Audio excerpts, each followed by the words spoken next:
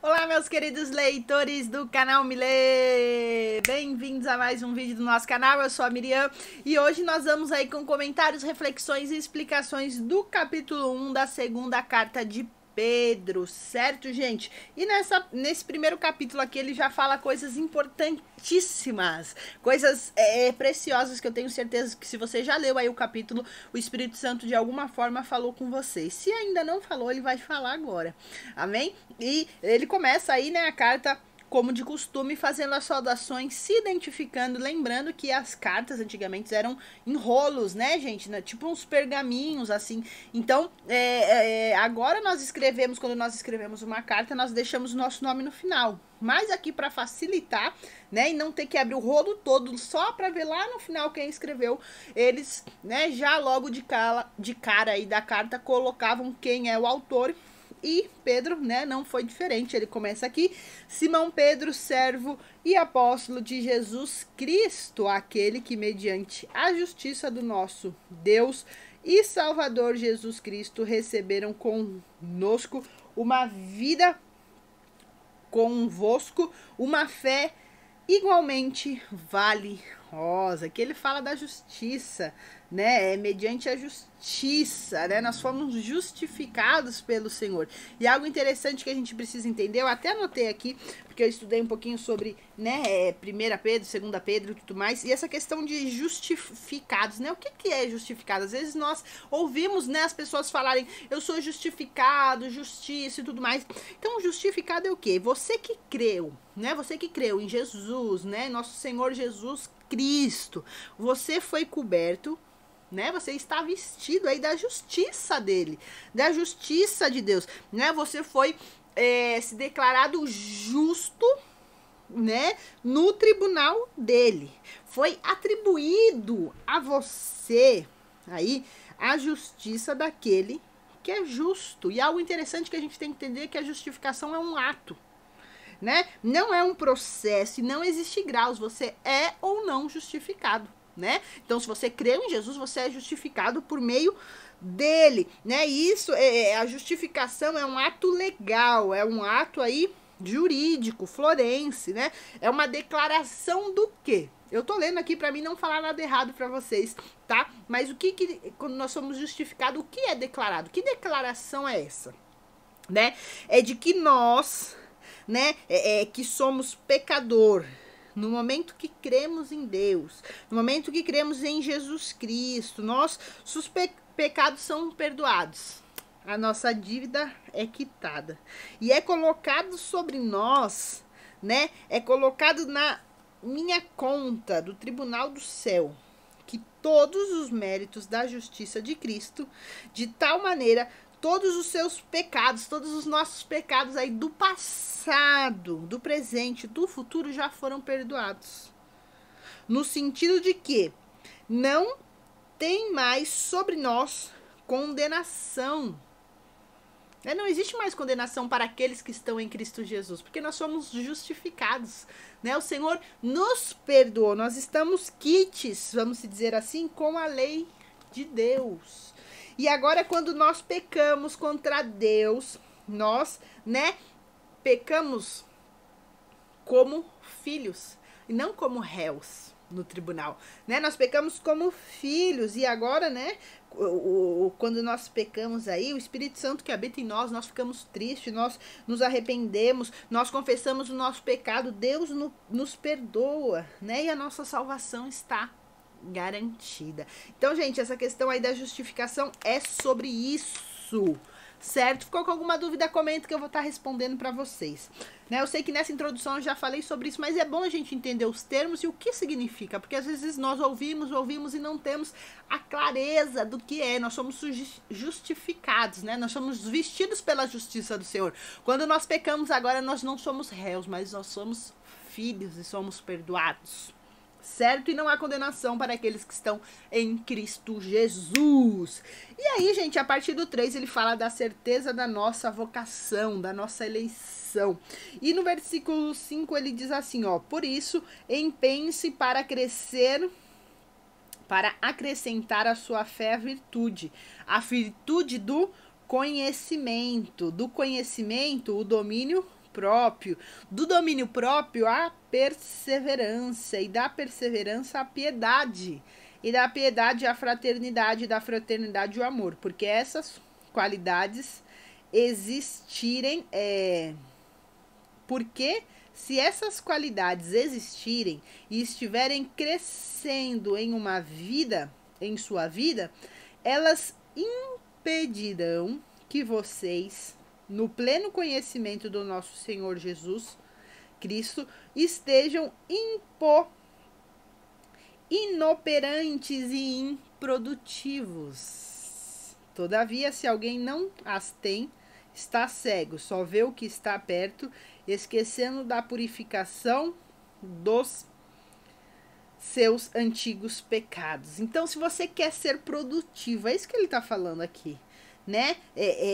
Porque ele está falando, se você não tem essas características aqui que eu vou falar de novo, você é improdutivo. Então, o que a gente precisa entender é o seguinte: nós temos que ter o conhecimento do Senhor. Quando nós temos o conhecimento, quando nós temos a maturidade, nós temos o quê? Domínio próprio. Nós temos o quê? A perseverança. Nós temos o quê? A piedade.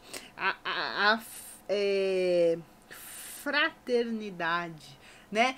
O domínio próprio é algo difícil nós termos muitas vezes, né? Mas você ter a paciência ali, você saber controlar os seus ânimos, você ter até uma inteligência emocional para poder ter um domínio próprio, né? Com isso, quando que vem isso? Quando nós vamos conhecendo a palavra de Deus, quando nós permitimos que o Espírito Santo transforme a nossa personalidade, né? Porque às vezes as pessoas falam, não, isso nasceu comigo, desde quando eu me conheço por gente eu sou assim, eu nasci assim, tem a síndrome da Gabriela, né? Eu nasci assim, eu cresci assim, Gabriela. Não, mas o Espírito Santo pode mudar. Através do conhecimento da palavra de Deus, do Espírito Santo, você pode ser transformado, através da perseverança, né? E você ser o quê? Alguém produtivo, alguém que é útil pro reino de Deus. Será que você é útil pro reino de Deus? Será que você aí de alguma forma tem sido está tendo alguma utilidade para o reino de Deus? Fica algo aí para a gente se pensar, né? E aí, gente, a partir do versículo 12, ele fala da glória de Cristo e da firmeza das Escrituras, da certeza das Escrituras. Nós falamos aí no panorama geral sobre isso, né? Às vezes as pessoas querem colocar em xeque a palavra de Deus, mas ela é viva, ela é verdadeira, ela é eficaz. As profecias que foram escritas aqui não foram... Nós vamos ler o último versículo que fala sobre isso. Não foi da vontade dos homens, eu vou escrever essa profecia porque eu quero. Não, foi Deus que conduziu homens e mulheres, né, a escreverem a palavra de Deus. Você entende o que eu tô falando? Homens, né? Aqui no caso. E aí, gente, algo interessante que ele fala no 16, ó.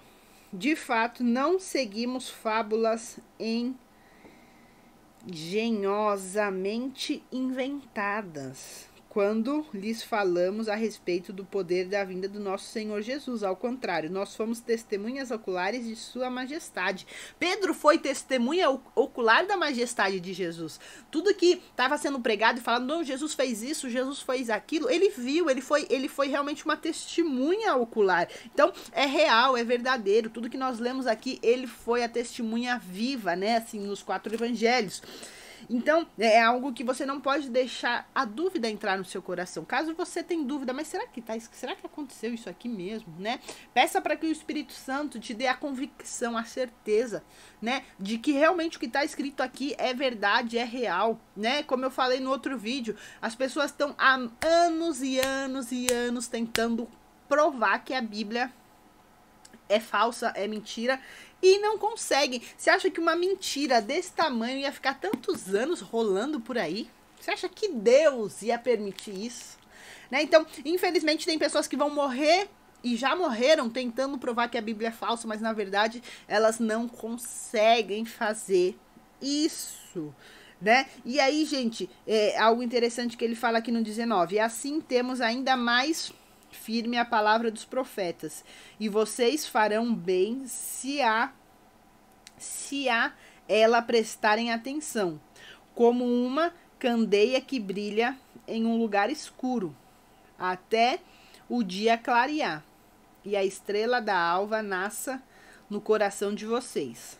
Antes de mais nada, saibam que nenhuma profecia das Escrituras provém de interpretação pessoal, pois jamais a profecia teve origem da vontade humana, mas homens falaram da parte de Deus, impelidos pelo Espírito Santo. Então eles foram inspirados pelo Espírito Santo para pregar aquilo que Deus queria.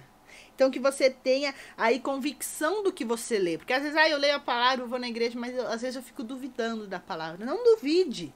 Não duvide. Se você creu que Jesus morreu na cruz, ressuscitou pelos seus pecados, você já convidou Jesus para entrar no seu coração, você acredita no sacrifício que ele fez por você, isso está escrito na Bíblia. Então, se você tem dúvidas, questões e questionamentos, ore hoje. Fala, Jesus, me ajuda a ter convicção do que está escrito aqui é verdade e eu quero viver.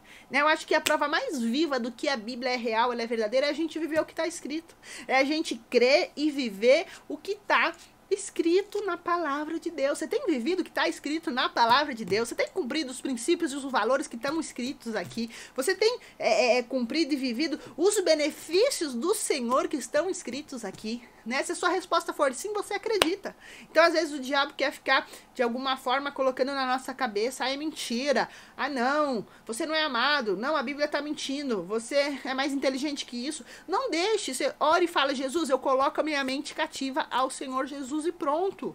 Né? Peça aí sabedoria para que Jesus te dê graça e misericórdia para que você faça o que precisa, para que você acredita e viva a palavra de Deus no seu coração. Não duvides, né? A palavra fala, né, que a fé, quando nós temos fé, nós agradamos o coração do Senhor. Então que você tenha fé, convicção e certeza que a palavra de Deus é real, é viva, é a verdade, certo?